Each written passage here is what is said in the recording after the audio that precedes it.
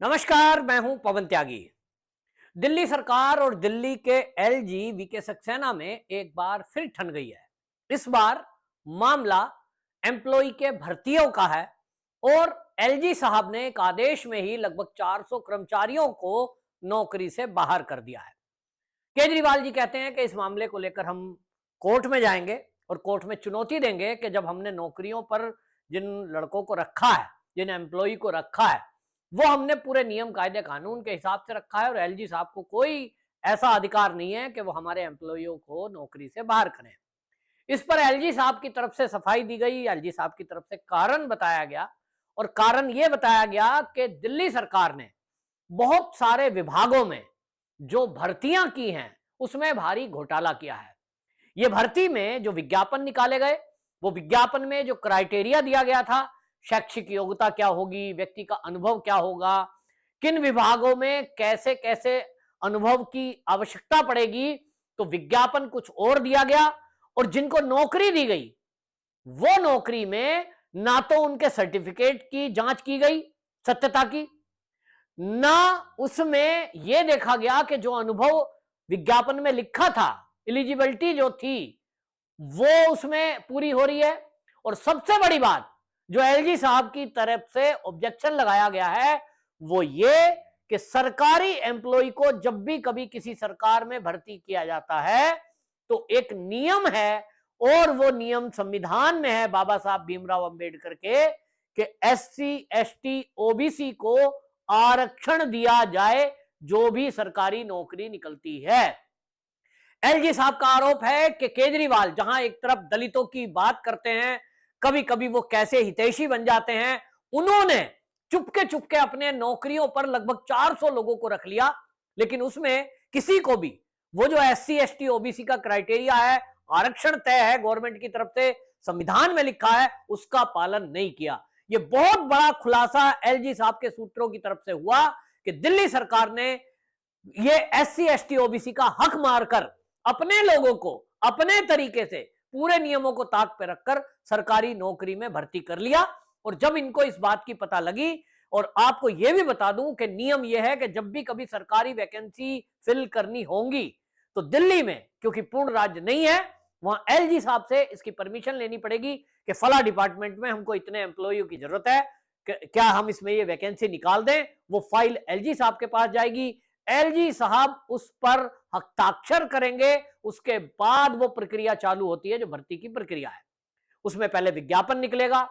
फिर विज्ञापन के बाद जो भी रिटन टेस्ट होना है, इंटरव्यू होना है वो होगा, ऑनलाइन पेपर होना है तो वो होगा। तो एलजी साहब कहते हैं कि मेरी परमिशन से इस 400 में जो लोग फिल किए गए वो मात्र 11। अब आप सोचिए कितना बड़ा घपला है कि आपने एलजी साहब से परमिशन ली 11 एम्प्लॉय की, उसमें से कुछ स्वास्थ्य विभाग में लगाए गए, कुछ जो है परिवहन विभाग में लगाए गए यानी डीटीसी में, और वैकेंसी कितनी भर दी, लगभग 400। और इसीलिए एलजी साहब के पास ये कंप्लेंट जब गई कि अन्य अन्य विभागों में बहुत सारे ऐसे लोग भर्ती करे गए जो पात्रता ही नहीं रखते थे, उनके पास ना वो अनुभव था, और दूसरे लोगों ने एलजी साहब को कंप्लेंट करी। सीधी बात है, आजकल के जमाने में जानकारी होती है भाई कि अगर जो है किसी को किसी पोस्ट पर एमए चाहिए और वहां आप बीए को रखोगे तो एमए वाला तो पता लगते ही शिकायत करेगा। तो ये एलजी साहब के पास पूरी दिल्ली की तरफ से अलग अलग जगह से एप्लीकेशनें गई, शिकायत गई कि केजरीवाल जी ने जो विभागों में लोग रखे हैं वो अपनी जान पहचान के रखे हैं या किसी और वजह से, लेकिन नियमों को ताक पे रखकर रखा गया। सबसे बड़ी बात यह कि एससी एसटी ओबीसी जो अधिकार है जिनका, वो हक मारा गया केजरीवाल की सरकार में। और जो इसमें खुलासा हुआ है इसमें बता दूं, उन्होंने कहा कि पुरातत्व विभाग, पर्यावरण, 13 बोर्ड अलग अलग, जैसे जल बोर्ड है, विद्युत बोर्ड है इसमें, और स्वायत्त निकाय जो है उसमें 155, डीएआरसी में 187, ये जो भर्तियां की गई इसमें बिल्कुल नियम याद नहीं रखा गया। मतलब यह है कि आपने बायोडाटा दिया, आपका बायोडाटा अधिकारी पर पहुंचा, अधिकारी ने अपने हिसाब से रख लिया। अब एलजी साहब ने उन अधिकारियों को भी बाकायदा नोटिस जारी किया है हर विभाग में जहां जहां ये भर्ती हुई है। उन्होंने कहा कि आप लोगों ने जो नियम फॉलो नहीं किया है, भर्ती तो आपके जरिए हुई है, आप जवाबदेही हैं, तो क्यों ना आपके खिलाफ भी कार्रवाई की जाए। एक तो ये नौकरी से बाहर हो गए 400, अब ये कोर्ट में जाएं, कहीं जाएं, जब कोर्ट में जाएंगे तो इन्हें अपना सबूत देना पड़ेगा कि भैया विज्ञापन निकला था, उस विज्ञापन के जरिए गए थे, तो क्या इनके सर्टिफिकेट चेक किए गए थे, क्या इनकी योग्यता को ठीक से जांचा गया था,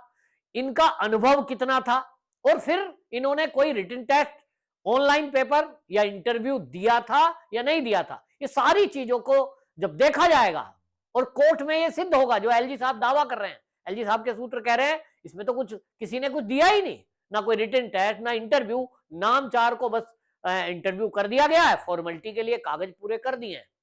एक्चुअल में ओपन वैकेंसी जो निकलती है सरकार की,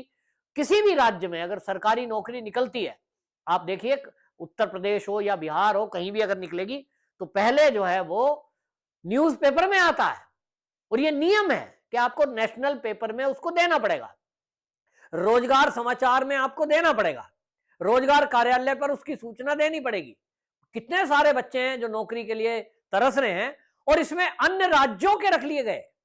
और दिल्ली वासियों को इसमें प्रायोरिटी नहीं दी गई। यानी दिल्ली के जो छात्र हैं, जो दिल्ली के बेरोजगार हैं, उनके साथ भी धोखा हुआ है, ऐसा भारतीय जनता पार्टी के वीरेंद्र सचदेवा का कहना है, जो कि बीजेपी के प्रदेश के अध्यक्ष हैं। उनका कहना यह है, वीरेंद्र सचदेवा का, कि दिल्ली के बच्चे जिन्होंने अपनी पढ़ाई की और उनको उम्मीद है कि दिल्ली सरकार कभी वैकेंसी निकालेगी तो हम नौकरी करेंगे,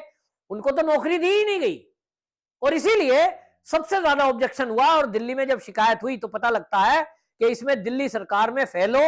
एसोसिएट फेलो, सलाहकार, उपाध्यक्ष के रूप में जो काम कर रहे थे, इसमें विशेषज्ञ, वरिष्ठ अनुसंधान अधिकारी, परामर्शदाता,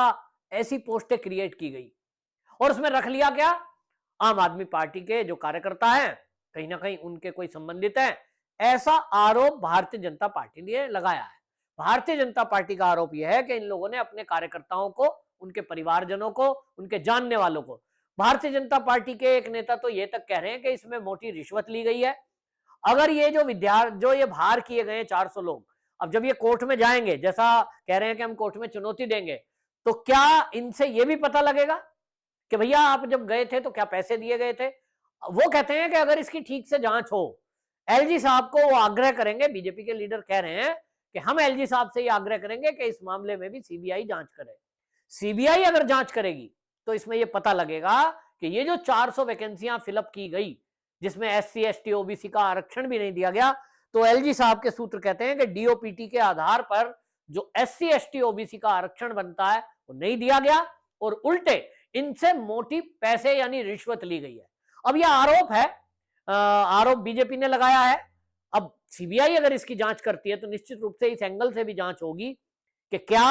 जिन लोगों को भर्ती किया गया, क्योंकि आप देखें कई राज्यों में भर्ती का घोटाला खुलकर सामने आ रहा है। हमने अभी पिछले दिनों देखा कि पश्चिम बंगाल में वहां जो भर्ती की गई, उस भर्ती में भी घोटाला, कि एक एक पोस्ट के लिए, छोटी छोटी पोस्ट के लिए 5-5 लाख, 10 लाख, 15 लाख टीचर के लिए, तो इतनी मोटी रिश्वत बटोरी जाती है। भर्ती करो, पैसे इकट्ठे कर लो, ये एक कमाई का धंधा बना रखा सरकारों ने। राजस्थान में जिस तरह से पेपर लीक हुए, तो क्या जरूरत थी, ऐसे ही भर लेते। तो कई जगह ये भर्ती घोटाले हो चुके हैं। इसलिए भारतीय जनता पार्टी के नेताओं का ये कहना है कि दिल्ली जैसे जो पूर्ण राज्य भी नहीं है, और यहां बच्चे इंतजार कर रहे हैं कि कब वैकेंसी निकलेगी, किसी को पता नहीं लगा।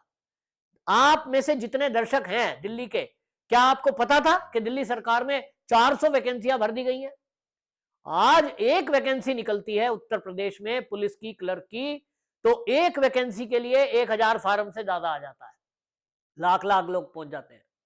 दिल्ली में 400 पोस्ट की भर्ती कर दी गई, किसी को कानो कान खबर नहीं हुई। ये वो केजरीवाल है जिनकी आए दिन प्रेस कॉन्फ्रेंस होती है, विज्ञापनों पे अरबों रुपए खर्च होता है, लेकिन इनके विज्ञापन नौकरियों के क्या आप में से किसी ने देखे? यही भारतीय जनता पार्टी का आरोप है। और कुल मिलाकर के अब जो है ये अब मुद्दा उठा है, और मुद्दा उठा है तो जो भारतीय जनता पार्टी कह रही है कि सीबीआई से जांच हो, इसके भी घोटाला, एक नया घोटाला केजरीवाल का, ये बीजेपी वालों ने एक्सपोज किया है। देखना होगा इसके अंदर क्या क्या घपले निकलते हैं। वंदे मातरम।